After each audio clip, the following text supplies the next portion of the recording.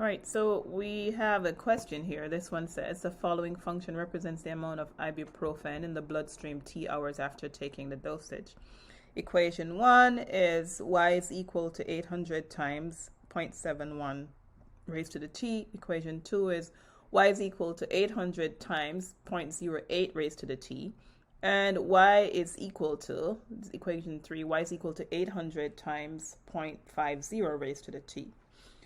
So the question that we're answering is one, what's the decay factor for each of these equations? And secondly, which one has the ibuprofen lasting longer in the bloodstream?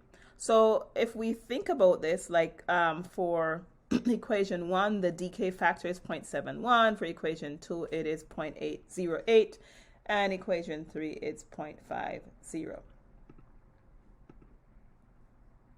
All right. So when we examine each of these, which of these have the largest remaining value? Which one has the smallest remaining value? So the largest remaining value is equation 1, because 0.71 is the largest of all of these decaying factors. It's the largest number. And the one with the smallest decaying factor is going to be 0.08. It's the smallest number of each of these.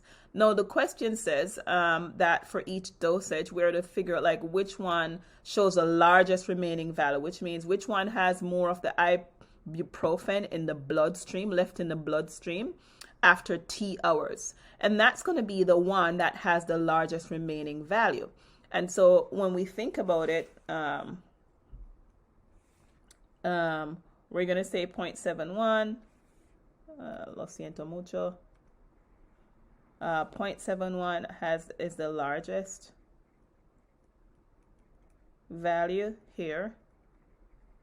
And this one happens to be the smallest value.